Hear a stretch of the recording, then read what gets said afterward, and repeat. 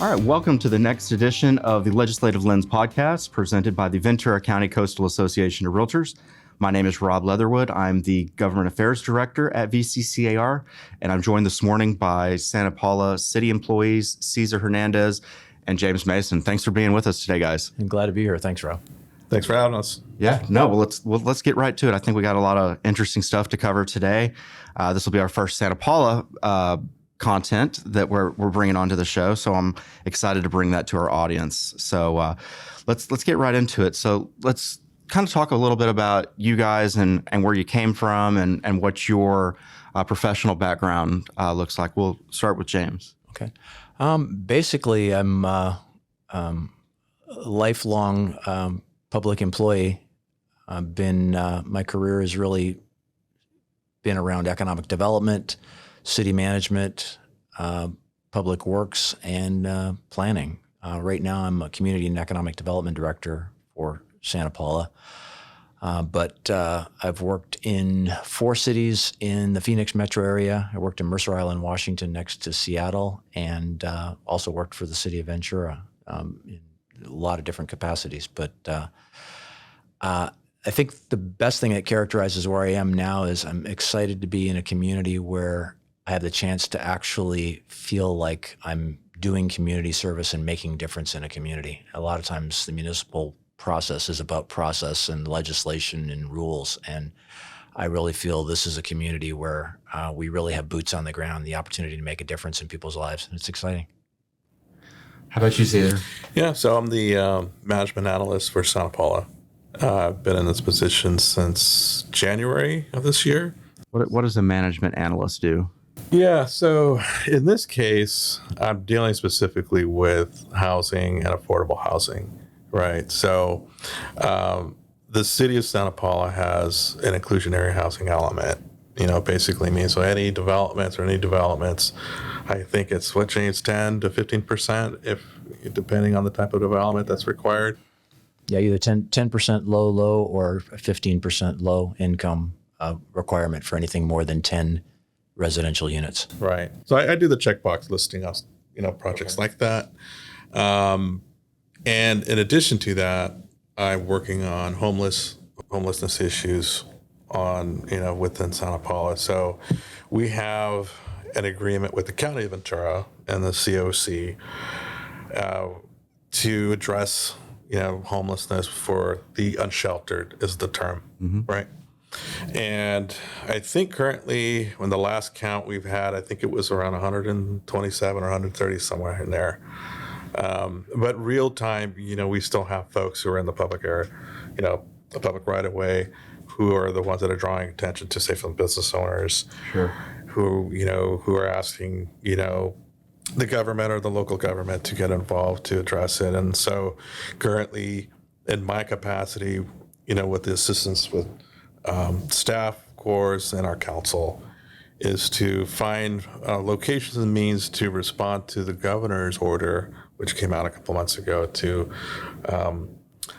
have some kind of location for them. It's not a mandatory, but the city is a little more proactive in such case to have a location in the city so that we can have them go there if they would, choose to go there. They're not being forced. Right.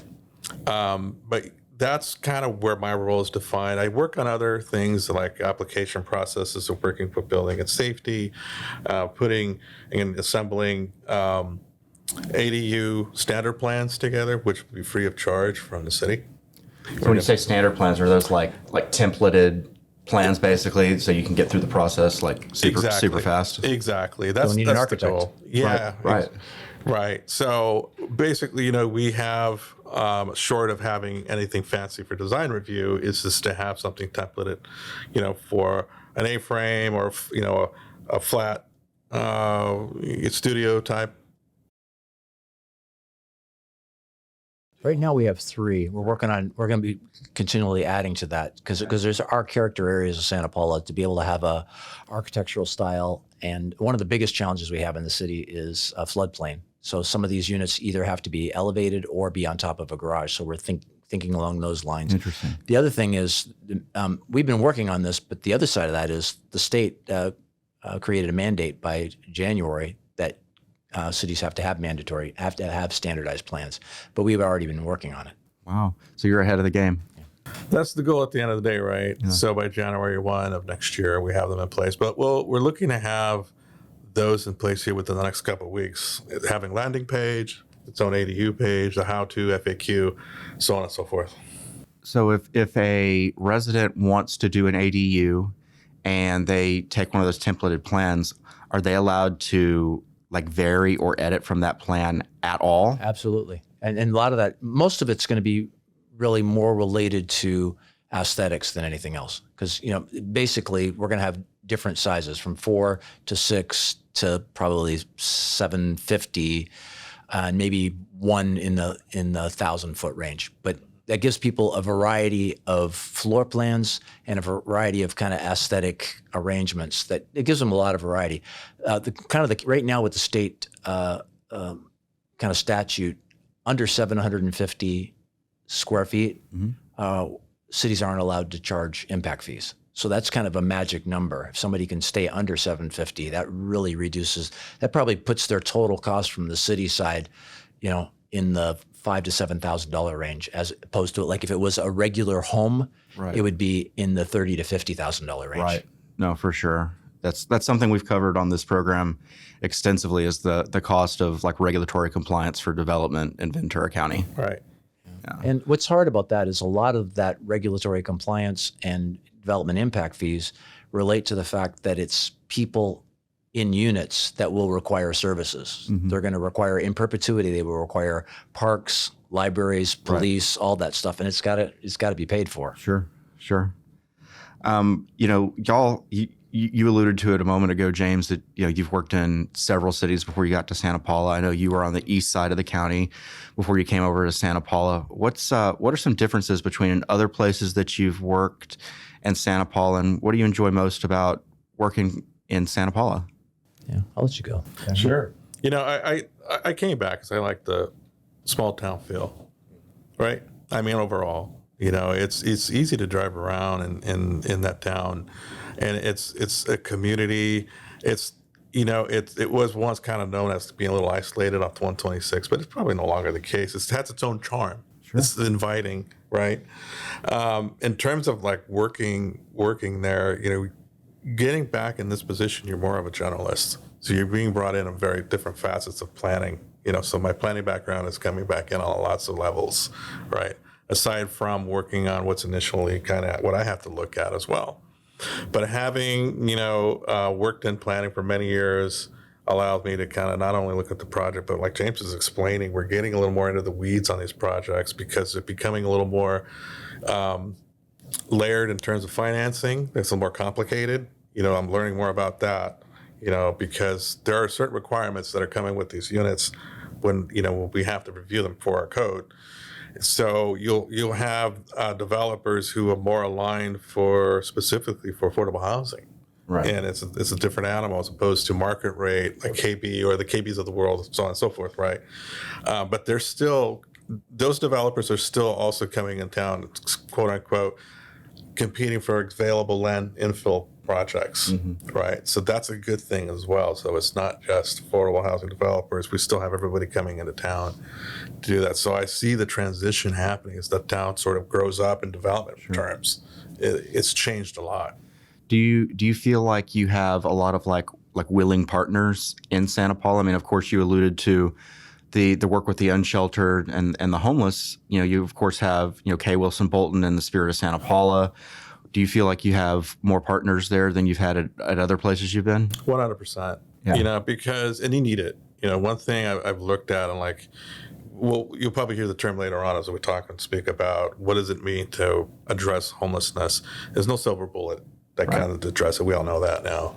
The state's acknowledging that. So partnering up locally, and then first and foremost, you mentioned Kay Wilson Bolton, who's outstanding.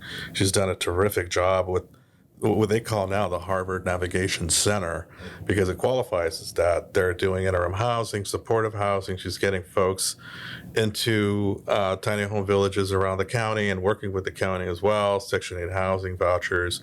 She's doing the whole nine with that center. Working with the center we've learned more about what they, folks that are coming in to help, address either the families or the individuals or veterans. You get a lot of faith-based locals there who help out, and they're willing to help, no questions asked. Right. Which And I we got think the is county. fascinating. And the county. The county has been very supportive. It seems like they've been stepping up in a big way the last little while. That's for sure, huh, James? Yeah. Yeah. So, we're finding ourselves, on, I think, a favorable, more or less a favorable a progression in terms of what we're trying to accomplish in town, addressing what's coming at us in terms of what the governor is asking us to do. They're trying to stay ahead, and then at the same time, work with the county's task force. They have a homeless task force as well. Jen Harkey is head of that. So there are also those, checklisted items that we have to work with them on. So it's going to be a partnership that's not only regional, where most of the homelessness has been concentrated on somewhat of the West County, so to speak. But I see somewhat the entire county is going to get involved one way or the other. Yeah, to you, James, what do you enjoy most about working in Santa Paula? My range of cities, I've worked from, Phoenix with a population when I was there of 1.2 million people. It had, the districts in Phoenix were, 3 times the size of Santa Paula. And I've worked in a city a little bit smaller than Santa Paula, Mercer Island, but it was a very wealthy enclave. So I think the best thing I love about working with Santa Paula is that sense of community. I went to a International City Managers Conference a couple of weeks ago, and I told people I was from a small town. And when you say that to people that come from Texas or, the Southeast, you're like, oh, what, 500 people? Because there's towns that are 1,000, whatever else. But, Santa Paula's got 31,000 people, but it reads like 5,000. Sure. People know each other, they recognize each other, and there's a sense of community. What I enjoy most is a lot of my career was at more of a macro level of what my involvement was, or it was in economic development, which meant I was dealing with businesses and larger businesses. It's kind of the sexy side of economic development, sports, entertainment, and massive corporations. And from a public administration standpoint and a public servant standpoint, sometimes I never got to see the benefits of what I was doing to, an average citizen. And in this town, I know people, I see people, and I recognize, and they tell me when I'm doing things that make their life better or not. And the ability, I guess the corollary is, the Queen married to a small rowboat. Because of that feedback, there's an opportunity to calibrate very quickly and make changes. When you're in a big organization, It's hard to turn a big ship. Yeah, and we need to be take advantage of that, because the growth that we're experiencing right now, that's another exciting part about being in Santa Paula. From a land use planning and development standpoint, most cities, you do your comp plan, your general plan, it's a 20-year plan, and you try and implement things. You have your housing element. The things that are happening in the city right now are happening at almost a geometric pace. Most things happen at a snail pace. So we're trying to figure out how to be intentional as all these things happen so quickly, because we've got a window of probably 5 to 8 years that a lot of things are going to hit. And if they're done well, it'll mean great things for the city moving forward. Sure. And if they're not, it could be some challenges. Long-term prosperity or long-term challenges. Right.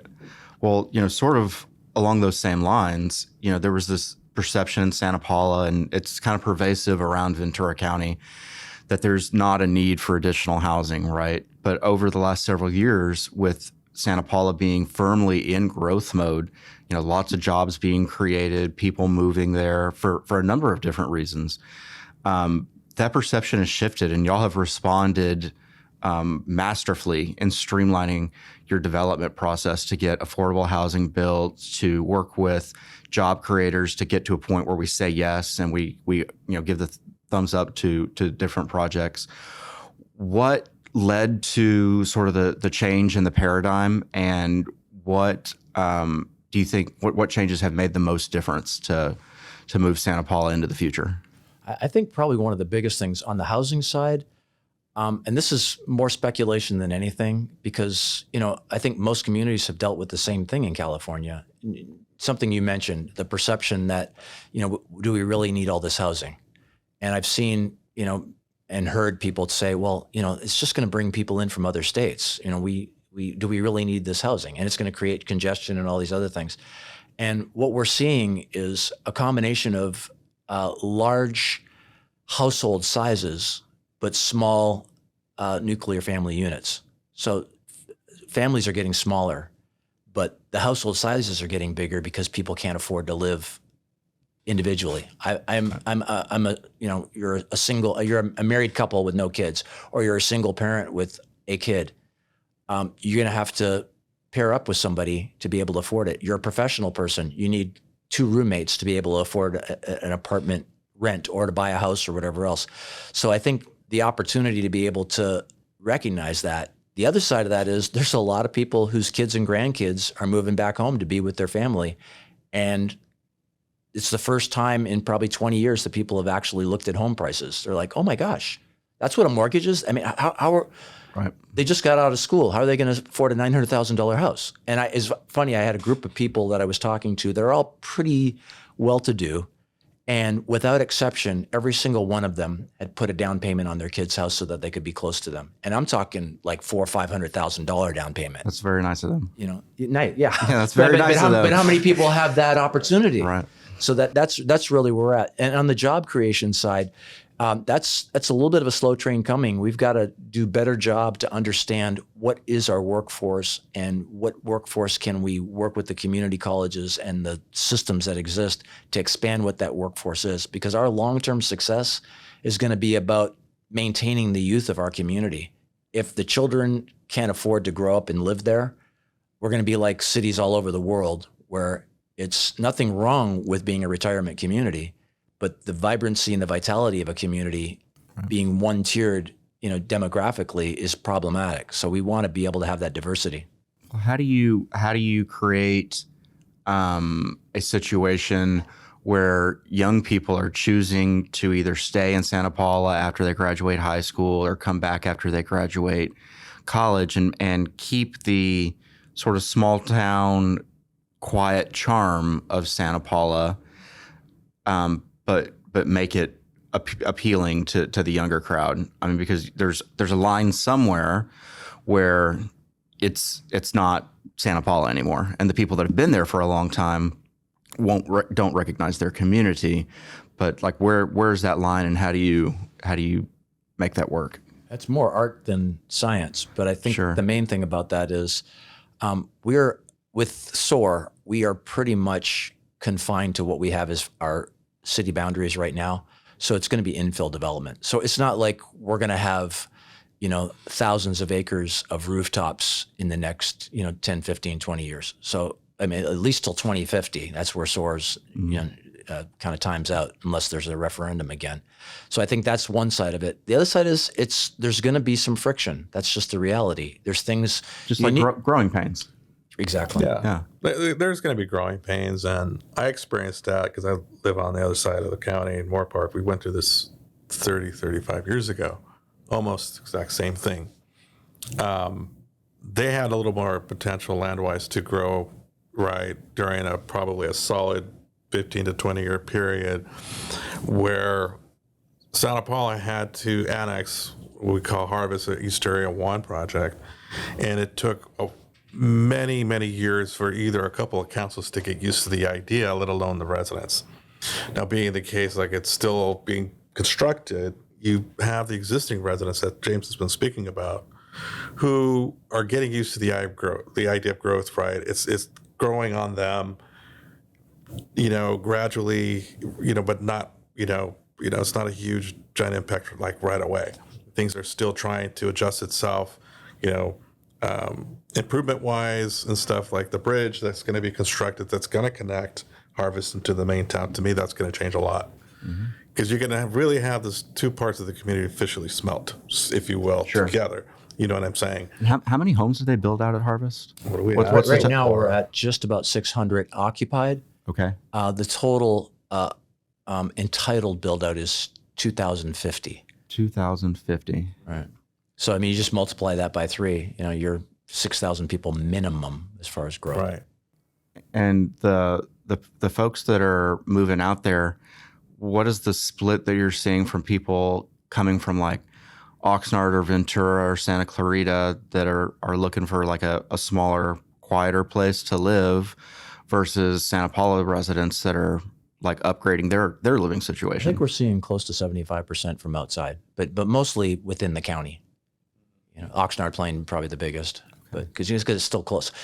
One of the biggest challenges we have in this county is we have jobs, but it's just the luck of the draw of where your kids go to school, where you bought your house, where the rest of your family is, that almost every city is a net exporter of their labor. The labor opportunities are there. It's just people are cross commuting. It's like, how do you? Well, people find housing where they can afford housing, and they find a job where someone will hire them, and that's not always the same community. Right. Very true. Though actually, the population that's been very consistent is the farm workers. Right. To be honest with you, because we have a project that people self-help, and the priority with this council, applaud them and the community that actually supported them right off the bat, without kind of ignoring and disposing of that population, because it's still very, in the vicinity of Santa Paula is very, ag is huge still from here to Oxnard Plain. So they really addressed that population that made them priority. They still are. And then, but you're mentioning the other, younger folks who were coming in, and the downtown's really cool. I like Santa Paula's downtown. It's nice. It's really cool. It's really cool. Yeah, where I live, we don't have that. A lot of cities don't have it. Ventura's got it. Maybe Santa Barbara. Yeah, those are nicer, I suppose. But I can't see why we can't be the same at some point. But I think it goes with the growing pains and people getting used to certain types of businesses and quote unquote new money that's coming in who want to do those similar businesses like say in Ventura's Main Street. Mm-hmm. And it's very possible. In fact, they're really going to look like that pretty soon. So you're going to have a nightlife that's comparable, so to speak. Well, if you go out to Santa Paula and you go to an event like the cruise night, for example, okay, to me, you see restaurants like getting some like business from the people walking up and down the street there, but it feels more like a community event than like an economic event for businesses, right? It's more of like a community event where getting to know your neighbors is the priority more than than spending money. Well, that's true, but and I've been in a lot of cities. So like I said, 7 cities. I've never been in a city that has as many events per week as Santa Paula has. The challenge that we have is they've been pretty enclosed and enclaved. It's been community events, which is great. But our success moving forward is going to be based on other people's money, and I'll tell you the 3 kind of facets or assets that Santa Paula has that we can elevate even more. We have natural environment. We're surrounded by ag fields and hills. It's just a gorgeous environment. Any place you stand in that town, you're just looking around, you're going, wow, this is amazing. 2 is we have an incredible amount of historic architecture. When you look at most cities in California, especially along the coast, there's just a lot of new development. And it's a lot of cookie cutter, power center, the same stuff over and over again. Same Target, same Applebee's, same McDonald's, all across. We've got a downtown that didn't get knocked down by an earthquake, hasn't been burned out. It's been the same since it was built between the turn of the century and the 1950s. That's huge, and that's an opportunity. The other thing we don't have is, other than some of the fast food stuff, we don't have a lot of national franchise type stuff. Especially, we have nothing on Main Street. So I think the idea of if you need to get something any more transactional, you can get it delivered to your door. Mm-hmm. If you're going to go out, to eat, if you're going to go out to shop, your chances are you're going to do that experience based on an experience and relationship. And Santa Paula is all about that. The third element of Santa Paula is culture.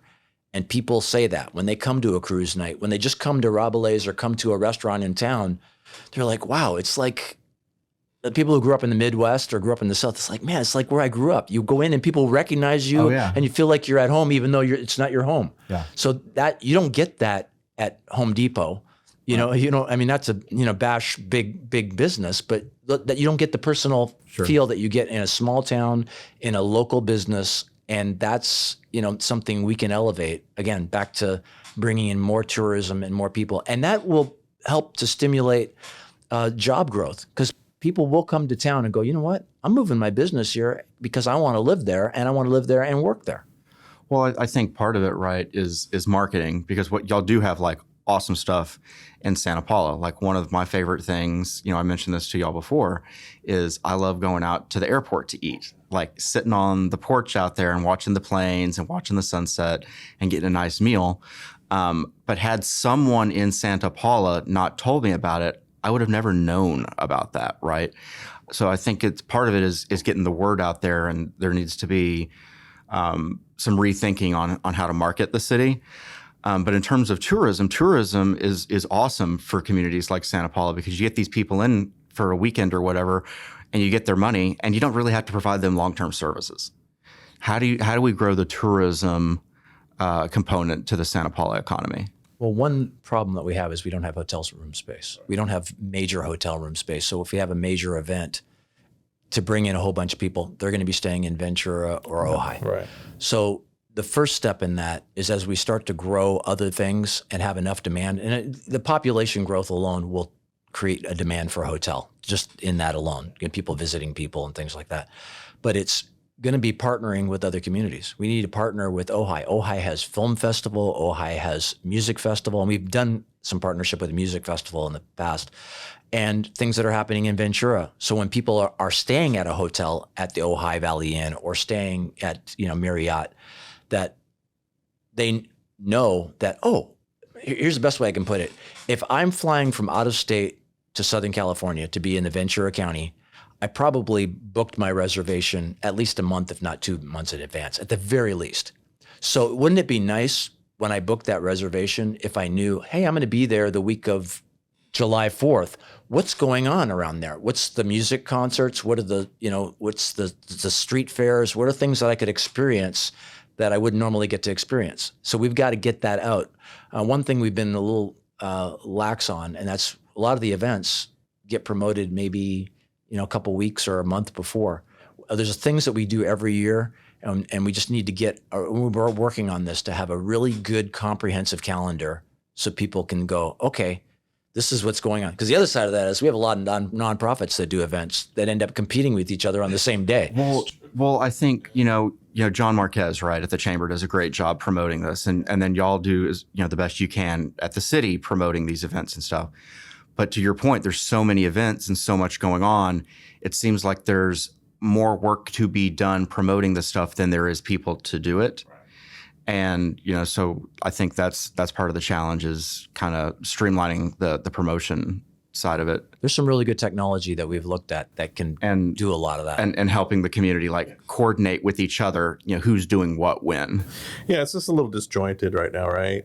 And like we're saying, or we're talking about, is how do we kind of put that all, on one, a nice promotional, whether it's the local paper or what have you, but it has to be in there more often than not, or the city promoting it itself on their website on a landing page. Because there's a few museums there that people aren't aware of. Right. That are pretty cool. Yeah. We have First Sundays, all our museums are free, and the airport's open for people to walk through. So I do a newsletter at our association, and it's like once a month, and I go to Santa Paula's website and all the municipalities and look through their calendar for opportunities for our members to get out in the community and get engaged. And like I said, y'all do a really good job. Because I only need them a month at a time. But to James's point, if I'm coming in from outside of Ventura County, I'm probably trying to get my plans dialed in a little sooner than a month. Right. Or, exactly. And I think the other challenge that we have too, it's no surprise, it is a surprise. There's a lot of people in Ventura County, even as close as Ventura, that aren't familiar with Santa Paula.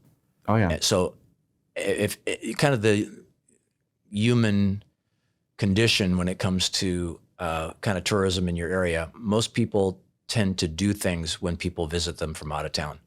I've talked to so many people who have lived here their whole life, never been to Channel Islands. There's things around here to do that, one day I'm going to get to that. And then somebody from, Alabama comes to visit you and you're like, hey, we got to go to the Channel Islands. So I think it's that idea of having enough local knowledge that it becomes a priority is this is, you want to do something really cool. You want to go to Santa Paula. You want to be downtown and walk around and check out what's going on down there. Well, as we talk about, growing Santa Paula, not just like currently in this moment, but we think about 5 years, 10 years, 20 years out and what Santa Paula looks like. There's all these discussions going on internally between, sort of the new blood versus the old timers of what Santa Paula wants to look like. And, I think I've seen projections of population growth in Santa Paula over the next 10 years to 20 to 25%.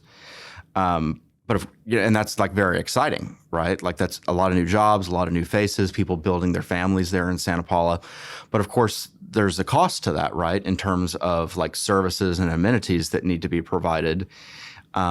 What is your thoughts on, because we're doing like a lot of affordable housing in Santa Paula, which is desperately needed. I'm not saying anything negative about it, but a lot of housing going up right now that may or may not be able in the long term to support the services and amenities needed for the people that are going to live in this housing.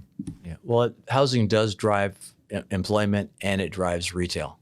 So, we do have a retail paradigm with, online purchases, but realistically, there's opportunity for growth in those areas.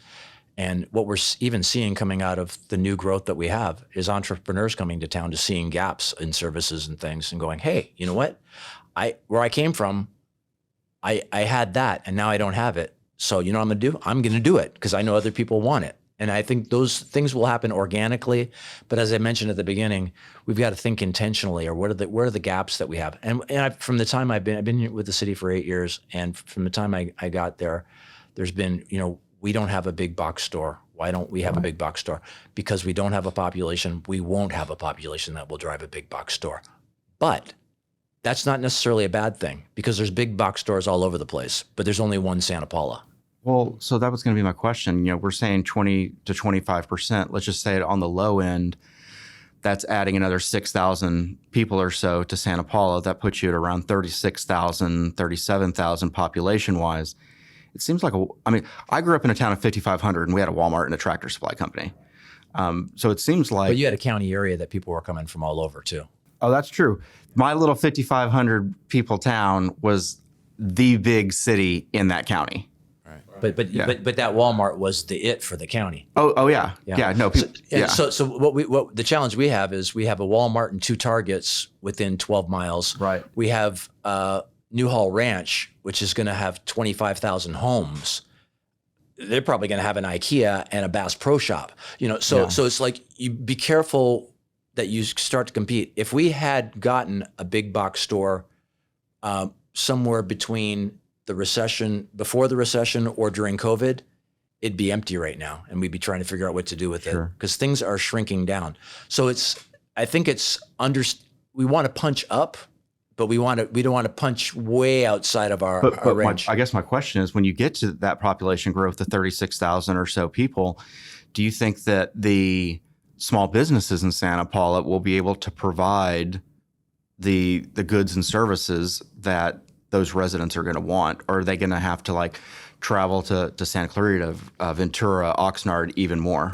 They probably will. But, I think the demand will come up with not maybe the major boxes to come in. I look at the terminus of the 126 as it ends at Halleck, and you have the Harvest to the north, and that's where our retail centers, the big, retail centers are going to be. They're going to look relative to what you have, say, out here in Ventura, Oxnard, but maybe not necessarily have the same type of businesses, but they will have those, maybe a 10,000 square foot, we don't know what, because they're changing, right? But like Camarillo and Oxnard, if you notice, what's being exploited are those regional retail centers that are along the freeway because they're so visible. And I think with that being said, there'll be a lot more support for not only the existing residents there in Santa Paula, but also here in the, Ventura, what have you, or from here to Fillmore, from there to Fillmore, kind of line it up. And it may have something like a wholesale type businesses or a tractor store or something like that. The one thing we want to be careful about too, though, is, from San Diego to the Oregon border, there's power centers all along freeways. And the last thing right now, one of the challenges we have is that's the only surface crossing with a light on 126 through Santa Paula. So what ends up happening is if you blink at Halleck and 126 and you're driving, you will never see Santa Paula. Right. There's some planes, and then you're in Ventura. Right. So the key is, how do we ensure that what we do along the freeway, we've been talking about this from the standpoint of like a lily pad, that as people come into Santa Paula, that there's something to give them an indication that there's more than you want to catch the attention. There's a downtown. You're missing out a whole bunch of stuff. Yeah. Because it's not like Route 66 where you can go through all these little towns. Right. You're zipping by. So we want to make sure that we capture that. And to Caesar's point, we don't know what the future of retail is going to bring, but one thing we do know is with kind of analytics and POS systems, retailers know where people are shopping and what they need. And we just need to be in tune to that so that we have the demographics and we're talking to them to say, hey, now's the opportunity. Right. There's some big chain retailers that have been looking at Santa Paula that would blow people's mind to think, why would they look at Santa Paula? And demographics are changing. We've got, just in Harvest alone, our median income in Harvest is 2 to 2.5 times the median income of the rest of the city. So that buying power creates a whole nother thing. So there's a lot of things that will shift. It's just, again, intentionality. What can we attract? And as growth happens, there's always going to be a little bit of a lag, but we want to try and make sure that we can provide those services and provide the retail services. And the other thing is letting people know that, just how retail sales tax works. If you're going to shop at Costco in Oxnard, or you're going to shop at Macy's, if you buy online and it's shipped to you, Santa Paula gets the sales tax. If you buy online and go pick it up, Santa Paula gets the sales tax. If you go there and buy it, that city gets the sales tax, not Santa Paula. So there's a little nuance like that. That's a big opportunity for us to grow other things. Well, that's an interesting segue. So coming up here in a few weeks on the ballot, there's a sales tax proposition in Santa Paula. What can you tell our listeners about that? It's really what it is. We've had Measure T, which has been extremely successful in us getting some major road paving and infrastructure improvements. And the idea is really just to have another tax measure with not really understanding what. Best way I can put it is we are constantly going to have cost of operations and cost of living increase. Anybody who has a house, anybody who lives understands that milk doesn't cost what it cost 10 years ago, and it won't 10 years from now.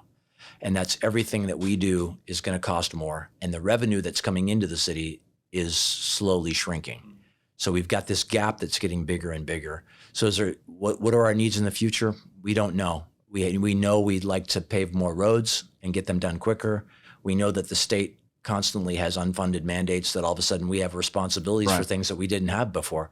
So that's really the opportunity to maybe look at some of those things. But that's up to the voters as they review that to see if there's some opportunity there, what they should do or shouldn't do as far as this. What revenues that are raised from this measure, are they dedicated to like transportation projects, or is it like going to the general fund? It's general fund, but the main focus right now is really on what we heard from the community was to expedite our street program. Our street program is a 20-year program.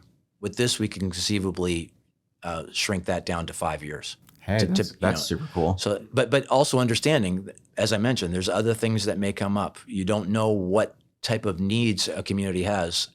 Case in point, all the weather we've had, Thomas Fire, there's things that happen that all of a sudden, best laid plans and a storm drain collapses. And now you've got $2 million project you have to take care of that you weren't counting on. Right. So, but I'm really impressed what the city's been able to do, both in budget planning and in implementation of capital improvements to do some things that just have not been done in decades. Mm-hmm. And I think I'm hearing from community that they're really pleased and impressed with the changes that are happening. Things are getting done.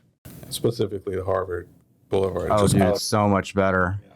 Like the first time I ever drove, I I drove on dirt roads that were better than Harvard. Like when I was in Texas, man, the first time I drove down that, I got a little Hawaiian girl like on my dash, and she's dancing for all she's worth, man. And now it's like a smooth glide, dude. It's great. It is cool. I mean, I've, been back and forth working for that city. And when I saw that, I was personally, seriously, just like you, and I'm not making that up. I mean, I was like jazzed. Yeah. It was like the coolest thing. And I think kind of like what James is explaining about the improvements, I think is springboarding a lot of proponents for that measure, is they think that could be done and we could do this shorter than 5 years. While they're all over that. That is a really good proponent for that measure. Well, say it passes and you are able to shorten the timeline, shrink that timeline down to 5 years or some number less than 20.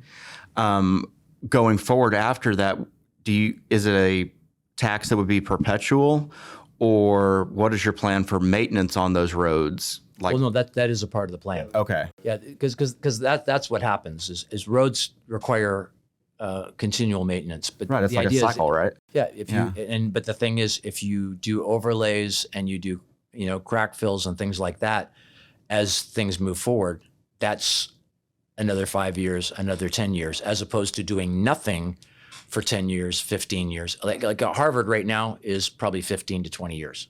It will take some maintenance over that time, but as far as having to do any major work on that, that's done for 15 to 20 years. Wow. So, and the big thing about Harvard is that it was a lot of it was more about the infrastructure underneath that road.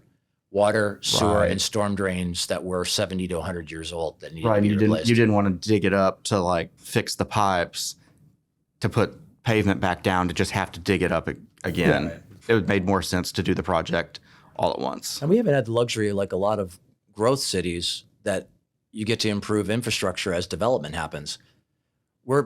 Our core is built out. So until somebody raises a building and starts again and builds something, there's no access to that infrastructure. So those roads don't get tore up or fixed. Right. So and that infrastructure doesn't get tore up or fixed. Right. But I think with the extreme weather we're experiencing the last couple of years, especially as it rained a lot the last 2 previous years, you're going to probably see, a little more outcry coming from the residents, because we do have a very old system in place. I'm talking the sewer water. It is about 80 years. It's hitting there, kind of like what LA County is experiencing. And hopefully we don't, get any sinkholes or anything like that to that extreme. But at the same time, when every time that something fails, you'll see some folks marching to the city hall and asking for it, demanding some services to be, hey, I think we got to address that. So I think not to put a fear factor into the general public, but things are changing, and the weather is what it is, and they've got a challenging system there. So it goes without saying they're going to need it, in my opinion. But like I said, it's up to the voters.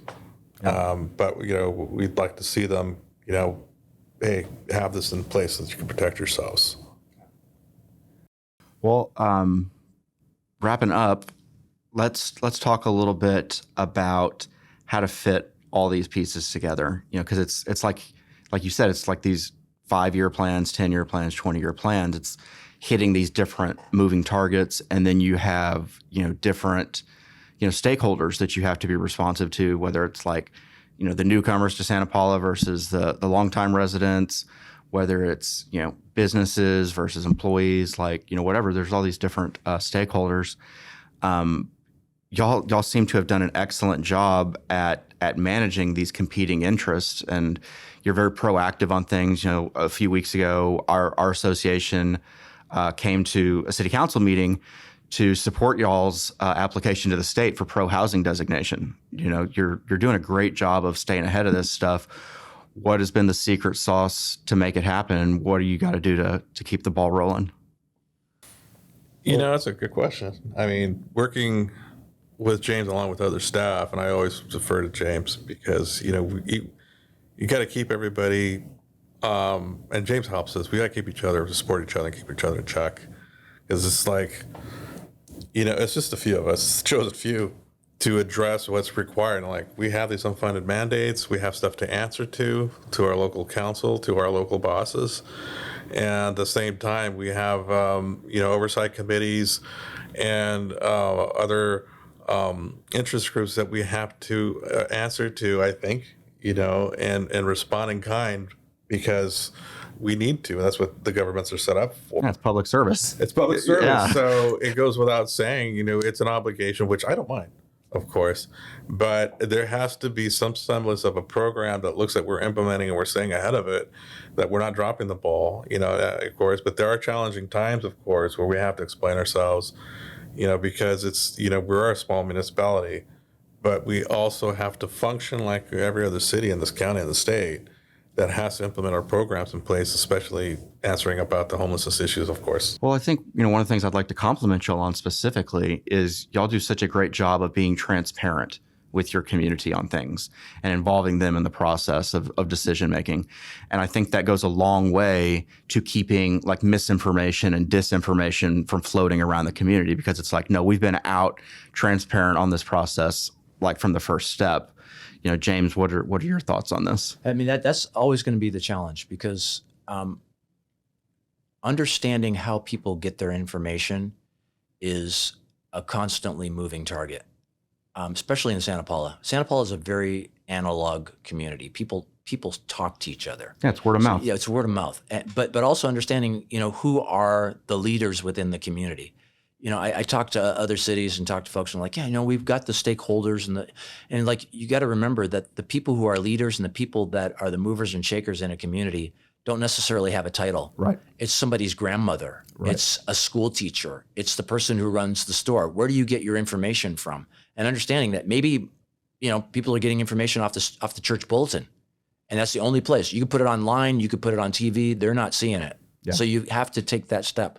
One thing we've learned from both COVID outreach for vaccinations and through our census, and that was getting out face to face with people. And there's a benefit. You can kind of go, man, that takes a lot of energy to go and talk to people, or get out of City Hall and have a meeting where people can come, and it's a very neutral place. But the thing is, that opportunity is information out, but it's also information in, because I see you, and we build trust by having relationships with people, not just sending them flyers. Well, not just that, but it beats the hell out of having to beat back misinformation once it starts floating around, because once something gets legs, it is so hard to like set the record straight on stuff. Oh, absolutely. So you may find ourselves in front of council with questions, of course, right? And we do our best to address it, whatever. It could be anything. We've had issues on, or questions on AB 567, right, which is kind of contentious and, kind of sensitive to folks, depending who you talk to, whether it's landlord or tenants. And we do our best to, it's this and not that. Right. And it is easy to run off with what's rumored. And then you have Prop 33 going right out there, and you have the proponents who are digging in to, talk about rent stabilization and getting the word out. But then you have those who are not against it, who are probably out campaigning them 2-1. Well, specifically on Prop 33, the part that gets talked about the most on Prop 33 is the rollback of Costa-Hawkins, which is like the centerpiece of Prop 33.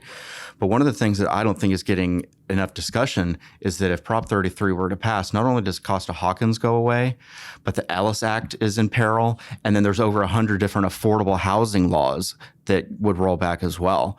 And so that's why you see a lot of like pro rent control people, like in the state legislature, for example, that are still against 33 because of the impact that it will have on the affordable housing market in California. Right.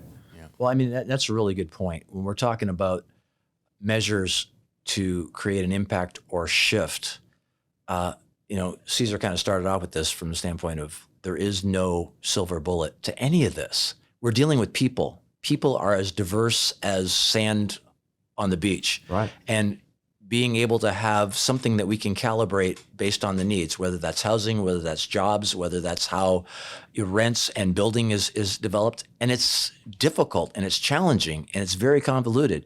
But, and this is the same thing from the public perspective. Anybody you got on Facebook or Instagram recognizes that people are in a rabbit hole real quick. Maybe not Instagram as much as Twitter, but Yeah. in any event, It's a black hole. Yeah, it's a black hole, Yeah. and it's people don't want all the information. They just want to know that what they believe is being supported. Oh yeah. And so we have to find a way to at least show the landscape so people can make informed decisions and be a part of the solution. And this is the underscore for me is people step up to help us stack rocks. Don't throw rocks at us. Right. It's your We time can do it together. as an advocate for your community. Your time is much better spent building bridges than throwing bombs. But on the outside, and it's all as Cesar Chavez, the whole farm worker initiative is si se puede. Together we can. Sure. Well, with that, we're going to wrap up this episode. I appreciate you guys making some time to come in and talk with us this morning.